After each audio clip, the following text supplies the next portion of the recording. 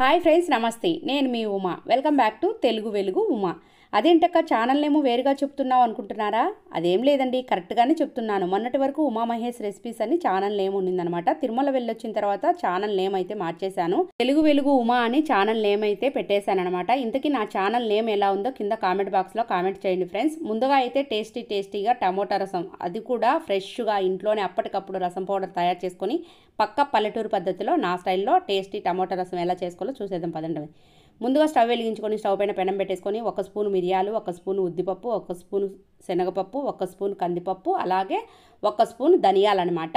ఇవన్నీ కూడా మంటను సిమ్ములో ఉంచేసి సన్నటి సెగ పైనే దోరగా ఈ విధంగా కలుపుతూ ఫ్రై చేసుకోండి. ఇలా ఫ్రై చేస్తూ ఉండగానే మంచిగా దోరగా వేగుతాయి అన్నమాట. అలాగే ఒక 20 వరకు మెంతులు వేస్తున్నాను. మెంతులు ఎక్కువ వేసుకోవద్దండి, రసం పొడి కొంచెం చేదుగా ఉంటుందన్నమాట. 20 వరకు మెంతులు వేసాను. తర్వాత 1 స్పూన్ జీలకర్ర వేసాను. ఇవన్నీ కూడా మంచిగా సన్నటి సెగపైనే మంటని సిమ్లో ఉంచేసి మంచిగా దోరగా వేయించుకోవాలి. ఇవి బాగా వేగిన తర్వాత కమ్మటి సువాసన వస్తుందన్నమాట. అంతవరకు ఫ్రై చేసుకోండి. చూడండి, అలా వేయించుతూ ఉండగానే అన్నీ కూడా సమానంగా చక్కగా వేగాయి కదా, ఇలా కలుపుతూనే ఉండాలి. అప్పుడే ఒక పప్పు పచ్చిగా లేకుండా, ఒక పప్పు దోరగా లేకుండా, ఒక పప్పు మాడిపోకుండా ఇలా అన్నీ సమానంగా వేగుతాయి. ఎంత చక్కగా వేగాయి చూడండి. ఇలా వేయించుకున్న వీటిని ఒక ప్లేట్ తీసుకొని ప్లేట్లో వేసి చల్లారి పెట్టేసుకోండి.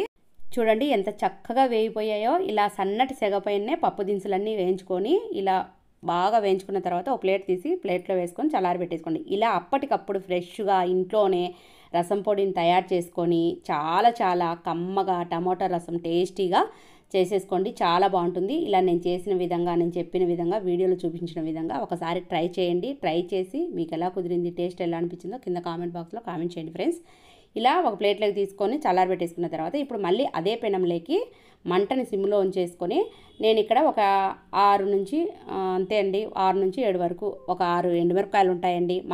మనం రసం పొడి చేసే క్వాంటిటీని బట్టి ఎండుమిరపకాయలు అనేది వేసుకోండి. అలాగే ఒక చిన్న కప్పు నిండుగా ఎండు కరివేపాకు. మీరు కావాలంటే పచ్చి కరివేపాకును కూడా వేసుకొని క్రిస్పీగా అయినంత వరకు ఫ్రై చేసుకోవచ్చు. కాకపోతే ఎండు కరివేపాకు వేసి రసం పౌడర్ తయారు చేయడం వల్ల ఎక్కువ రోజులు నిల్వ కూడా ఉంటుందన్నమాట. అంటే ఉండలు కట్టకుండా, తర్వాత పురుగు పట్టకోకుండా ఉంటుంది. ఎండు కరివేపాకే వేసుకోండి వీలైనంత వరకు. నేనైతే ఎండు కరివేపాకే వేస్తున్నాను అనమాట. చూడండి, ఎండు కరివేపాకు కూడా వేసి ఇలా క్రిస్పీగా అయినంత వరకు మంచిగా ఫ్రై చేసుకోండి. ఎండుమిరపకాయలు అలాగే కరివేపాకును కూడా. ఎండు కరివేపాకు ఇలా పెనంలో వేసి వేయించుతుంటే ఆ కమ్మటి వాసన, ఆ పప్పు దినుసులు ఇలా కరివేపాకును వేసి పెనంలో వేయించుతుంటే కమ్మటి వాసన వస్తుందన్నమాట. ఇంకా అవి కూడా ఒక ప్లేట్లోకి తీసేసుకొని చల్లారి పెట్టేసుకోండి. ఇవన్నీ చల్లారిన తర్వాత రసం పౌడర్ అనేది మిక్సీకి వేసుకుంటే సరిపోతుందన్నమాట. ఇక టమోటా రసానికి కావాల్సిన పదార్థాలన్నీ కూడా బాగా ఎర్రగా పండిన 3 టమోటాలను ఈ విధంగా కట్ చేసి పక్కన పెట్టేసుకున్నాను. చిన్న గోలీ సైజు అంత చింతపండును కూడా శుభ్రంగా పీచులు, నారలు, పిచ్చెలు లేకోకుండా ఏర్పంచుకొని బాగా శుభ్రం కడిగి పక్కన పెట్టేసుకున్నాను. అలాగే ఒక గుప్పెడు కరివేపాకు, ఒక గుప్పెడు కొత్తిమీరను కూడా నీళ్ళతో బాగా శుభ్రం కడిగి ఈ విధంగా కట్ చేసుకొని పక్కన పెట్టేసుకున్నాను. ఇప్పుడు టమోటా రసం చేసుకోవడానికి స్టవ్ వెలిగించి స్టవ్ పైన గిన్నె పెట్టేసి గిన్నెలో తగినంత ఆయిల్ వేసుకోండి. అంటే నేను ఒక 3 స్పూన్లు వేసాను. తర్వాత జీలకర్ర, ఆవాలు, తర్వాత శనగపప్పు, ఉద్దిపప్పు అన్నీ వేసుకొని అవి కొంచెం చిటపటలాడిన తర్వాత పిరికెట్ నిండా కరివేపాకు, ఒక 7-8 వెల్లుల్లి రెబ్బలు, 2 ఎండుమిరపకాయలను తుంచి వేసేసుకొని ఈ తర్వాత దోరగా మంచిగా ఈ విధంగా ఫ్రై కావాలన్నమాట. మాడిపోకూడదు. అప్పుడే రసం అనేది చాలా టేస్టీగా రుచికరంగా ఉంటుంది. తినే కొద్దీ ఇంకా తినాలనిపిస్తుంది అనమాట. ఇలా తర్వాత మంచిగా దోరగా ఫ్రై అయిన తర్వాత ముందుగా కట్ చేసి పెట్టుకున్న టమోటాలు, చింతపండు, కొంచెం కొత్తిమీరను కూడా వేసేసి ఈ విధంగా చూడండి, చింతపండును కూడా చూపిస్తున్నాను మీకు. అన్నీ కూడా ఈ విధంగా వేసేసుకొని తర్వాత కొంచెం కొత్తిమీరను కూడా వేసేసి అలాగే కొంచెం పసుపు, రుచికి సరిపడా ఉప్పును కూడా ఇప్పుడే వేసేసుకోండి. కావాలంటే మీరు ఇప్పుడు కొంచెం ఉప్పు వేసేసుకొని మళ్ళీ రసం అంతా ఉడికిన తర్వాత వెనిపి నీళ్ళు వేస్తాం కదా, అప్పుడు కావాలంటే ఇంకొంచెం వేసేసుకోవచ్చు. నాకు అందాజు తెలుసు కాబట్టి అంతా కూడా రుచికి సరిపడినంత ఉప్పు ఇప్పుడే వేసాను. ఇలా పసుపు, ఉప్పు అన్నీ వేసేసి టమోటా ముక్కలకు చింతపండుకు బాగా పట్టేలాగా ఒకసారి కలుపుకొని మూత పెట్టేసి మంటని సిమ్లో ఉంచేసి ఒక్క చుక్క కూడా నీళ్లు పోయికోకుండా ఇలానే మగ్గించుకోవాలి. అవి మగ్గే లోపల ఇక్కడ రసం పొడి అనేది తయారు చేసుకుందామండి. ఇలా మనం వేయించుకున్న పప్పు దినుసులు, ఎండుమిరపకాయలు అన్నీ కూడా మిక్సీ జార్లో వేసేసి ఈ విధంగా మెత్తగా పొడి చేసుకొని పక్కన పెట్టేసుకోండి. చూడండి, మీకు చూపిస్తున్నాను. వీలైనంత మెత్తగా పొడి చేసుకొని పక్కన పెట్టేసుకోండి.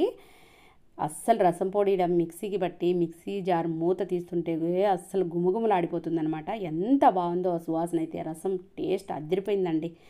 ఇక నేను రసం పొడి మిక్సీకి వేసే లోపల ఇక్కడ టమోటాలు కూడా చక్కగా, టమోటాలు అలాగే చింతపండు కూడా చక్కగా మగ్గిపోయింది. అదే మీకు చూపిస్తున్నాను చూడండి, ఎంత బాగా టమోటాలన్నీ గుజ్జులాగా అయిపోయాయి.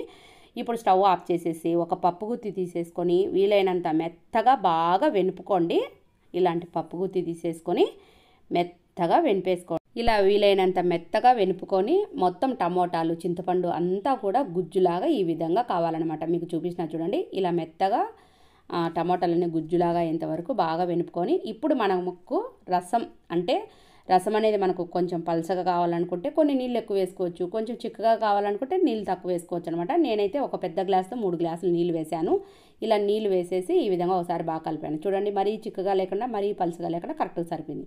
సరిపడినన్ని నీళ్ళు వేసుకున్న తర్వాత ఇప్పుడు ఒకసారి బాగా కలుపుకొని ఇప్పుడు అప్పటికప్పుడు ఫ్రెష్గా తయారు చేసి పెట్టుకున్న రసం పొడిని వేసేసి సన్నగా తరిగిన కొత్తిమీరను అలాగే చిన్న స్పూన్తో 2 స్పూన్లు పంచదార వేసుకోండి. పంచదార వేయడం మీకు ఇష్టం లేకపోతే ఒక చిన్న బెల్లం ముక్క అయినా సరే వేసుకోండి. పంచదార కానీ బెల్లం ముక్క కానీ ఖచ్చితంగా వేసుకోండి ఫ్రెండ్స్. ఎందుకంటే మనం టమోటాలు, చింతపండు వేసాం కదా, కొంచెం పుల్లగా ఒగరుగా ఉంటుంది రసము.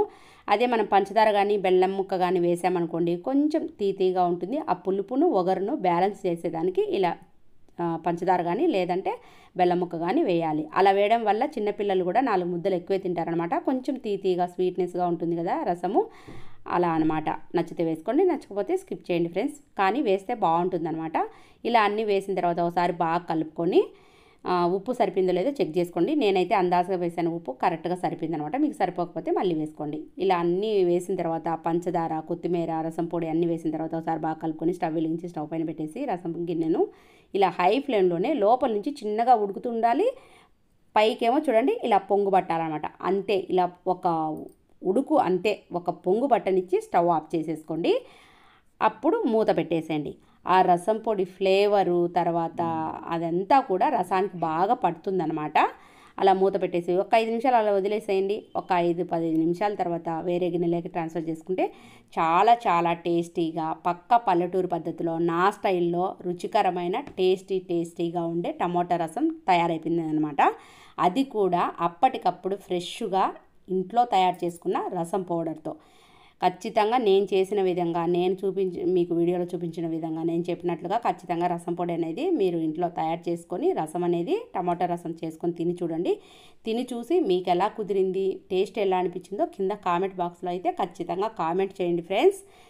చాలా బాగుందండి. ఇలా గనక వారానికి 2-3 సార్లు రసం చేశారంటే ఇంట్లో అన్నంలో కలుపుకొని కాదు గ్లాసులలో పోసుకొని తాగుతారు. అంత కమ్మగా టేస్టీగా ఉంటుందన్నమాట ఫ్రెండ్స్. ఓకే ఫ్రెండ్స్, ఇదండి వాళ్ళ వీడియో. ఈరోజు మనం చెప్పుకున్న పక్కా పల్లెటూరు పద్ధతిలో నా స్టైల్లో టేస్టీ టమాటా రసం నచ్చితే ఒక చిన్న లైక్ చేయండి, షేర్ చేయండి, సబ్స్క్రైబ్ చేయండి. ఇంకో వీడియోతో మళ్ళీ కలుస్తాం. Bye friends.